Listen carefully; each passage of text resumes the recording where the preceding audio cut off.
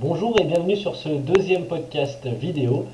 Vous avez été quelques-uns à me demander de faire des tours de magie dans ces podcasts vidéo. C'est vrai que c'est une bonne idée, certains qui me connaissent savent que j'en fais de façon très amateur. Donc je me suis dit pourquoi pas présenter ces tours de magie dans ce podcast vidéo. Alors, je me suis dit, est-ce que je vous explique les tours? Est-ce que je vous les explique pas? Les magiciens vous diront, il ne faut surtout pas dire les trucs. Moi, je me dis l'intérêt de ce podcast et vous qui regardez, ça serait peut-être d'apprendre aussi comment faire.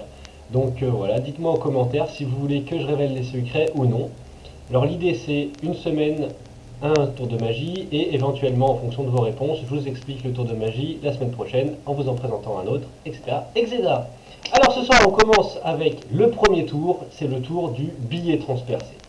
Le billet transpercé, il faut un billet de banque, voilà, là j'ai pris 5 euros, je vous conseille de le faire plutôt avec 20 euros, et un bout de papier blanc. Donc là, j'ai pris une feuille A4 de mon imprimante que j'ai découpée.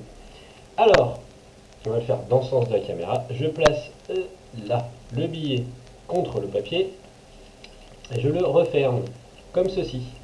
Donc le billet est à l'intérieur. Vous avez la lamelle supérieure du papier blanc ici, le papier en bas, et vous voyez au centre le billet qui est plié. Je prends un stylo, qui est un stylo tout à fait normal,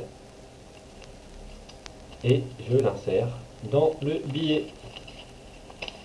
comme ceci. Alors on va faire dépasser en haut pour que vous voyez bien. Voilà. On peut descendre. Ah, je galère avec cette caméra. Voilà. Vous voyez, hop, hop. On va lâcher plutôt cet autre doigt là. Et donc là, si je pousse, si vous voyez bien, on se rapproche un petit peu, comme ça. Et là, le stylo transperce le billet. L'effet est saisissant, hein, je vous laisse regarder ceci. Je retire le stylo, et là, lorsque j'ouvre le billet, il n'est pas transpercé du tout. Mais c'est magique, vous allez me dire, et vous aurez raison. C'est pour ça que ça s'appelle de la magie. Alors, je vous laisse essayer de réfléchir comment est-ce possible? Est-ce de la magie? Est-ce du paranormal?